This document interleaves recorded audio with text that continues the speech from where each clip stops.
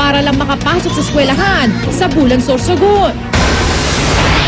Babala ng LTFRB, mga driver na mahuhuling hindi nagbibigay ng student discount, pagmumultahin at posible pang masuspindi ang prangkisa. Mahigit 80 pamilya nasunugan sa Caloocan. Ilang estudyante natupok ang mga gamit pang eskwela. Marian Rivera, cover girl ng 2 magazine ngayong June. At pelikulang The Hunger Games nanalo ng 4 na parangal sa MTV Movie Awards. Huwag pahuli, tutok na sa unang balita.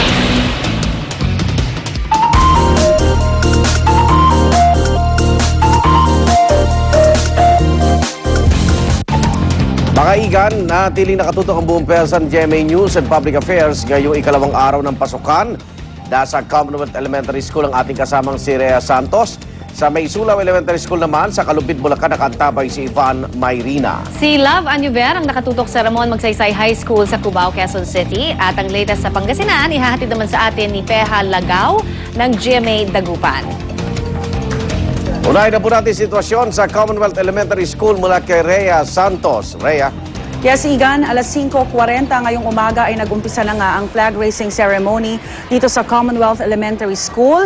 May kinatawan ang section ng bawat baitang na bumaba dito sa school grounds para pangunahan itong flag raising ceremony. 10,000 po ang enrollees ng Commonwealth Elementary School at more or less kalahati nito inaasahan nating papasok dito sa first shift na nag-uumpisa na ngayong alas 6 ng umaga at magtatapos ng alas 11:30 bago magtanghali. Ang second shift naman ay 1:00 ng hapon hanggang 6:15 ng gabi. At good news po dahil 4 na bagong classroom ang inaasahan nating magagawa ngayong linggo. Madadagdagan po ang 77 classroom na meron na ang Commonwealth Elementary School. So yung dating 60 estudyante kada klase, mababawasan po ito, magiging 55 estudyante kada klase na lamang. Ang panawagan lang po ng school administration, medyo kulang yung ating mga guro, lalong-lalo na sa kindergarten. Nangangailangan po sila ng 10 additional na guro sa kindergarten classes po nila. Tumaas din daw po kasi ang enrollees dahil nga yung iba galing sa pribado, lumipat, yung iba naman talagang mga bagong pasok sa eskwelahan. At bukod dito, may konting problema lamang tayo sa ventilasyon dahil yung ibang mga electric fan nila ay hindi na gumagana. At bukod doon, yung problema kahapon sa upuan, medyo nagkulang kasi yung upuan ng mga estudyante dito sa Commonwealth Elementary School.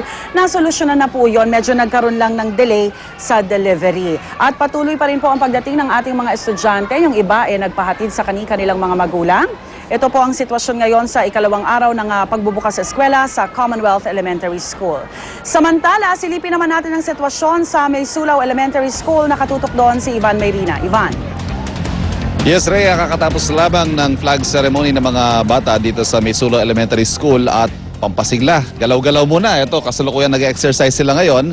Bahagi ito ng kanilang morning routine, kasunod nga ng flag ceremony, ng kanilang morning prayer at ng panatang makabayan. Pero may isa pang makapagpapasigla sa mga bata dito, Rhea, tulad ng naiulat natin kanina, ay ngayong umaga gagawin ang napinsala nilang library nung manalasa nga ang mga bagyong Pedring at Kiel nitong nakaraang taon.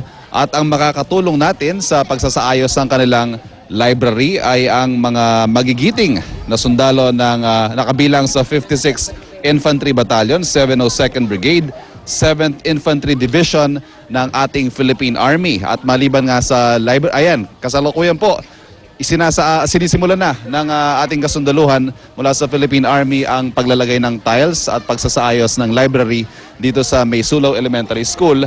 At maliban po sa library, aayusin din ang CR dito po sa Maysulaw Elementary School. 372 po ang mga mag-aaral dito at may isa lamang na CR panlalaki at isang CR pang babae. At tulad ng nakikita nyo, medyo hindi humaayos napinsala din ho yan nung bumagyo nga nitong nakaraang taon. Pero ngayong araw na ito, magbabago po yan at tiyak. Yan, nagpapasigla na itong mga guro at mga mag-aaral dito at pagkatapos po ng araw nito ay may mas magandang library at CR na itong Maysulaw Elementary School. Mamaya magbabalik tayo para sa progress report sa serbisyong totoong yan na hatid ng unang hirit. Alright, maraming salamat, Ivan Mayrina. Samantala mga kapuso, karagdagang balita, balikan po natin sina Igan at Connie. Maraming salamat, Rhea. Talaga po ang help desk para sa mga estudyante humahabol sa enrollment sa mga paaralan sa Pangasinan. Muli naman nagpaalala ang DepEd na walang dapat bayaran ng mga estudyante sa public schools. Mula sa Manawag Central School, by live report si Peha Lagaw ng GMA Dagupan. Peha? Igan, patuloy pa rin tumatanggap ng mga enrollees ng iba't ibang paaralan dito sa lalawigan ng Pangasinan para sa mga estudyanteng nais humabol pa. Naglagay ng mga help desk sa mga paaralan upang mapabilis ang enrollment at hindi na ito makaabala pa sa mga estudyanteng nagbabalik eskwela. Sa pangalawang araw ng klase sa lalawigan ng Pangasinan, bagamat hindi nakamit ang 100% attendance, tiniyak naman ng mga paaralan na regular classes na. Layunin kasi ng DepEd Pangasinan na sa unang araw pa lang ng klase ay maging abala na sa pag-aaral ang mga estudyante. Dito sa Manawag Central School na isa sa most populated elementary school sa Pangasinan, siniguro ng pamunuan ng paaralan na patuloy pa rin silang tatanggap ng mga enrollees hanggang sa ikalawang linggo ng buwang ito. Muli namang ipinaalala ng DepEd ang mahigpit na pagtupad sa DepEd order na no collection policy sa lahat ng paaralan sa lalawigan. Igan, hanggang sa ngayon na naka-heightened alert pa rin ang hanay ng kapulisan dito sa lalawigan para sa mga libo-libong estudyanteng magbabalik eskwela. Yan muna ang latest mula rito. Balik sa iyo, Igan. Maraming salamat, Peha Lagaw ng GMA Dagupan. Samantala, nagbabantay naman sa Ramon Magsaysay High School sa Cubao, Quezon City, ang kasama nating si Love Anuver. Love?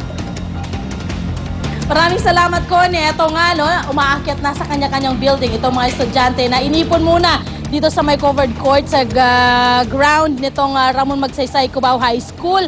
At bago nga sila pinaakyat kanina, Connie, naririnig ko no, yung isang guro, ayan, yung nasa gitnang guro, binibrief itong ating mga estudyante kung paano nga ba yung tamang asal at gagawin pag sila po ay mag-uumpisa ng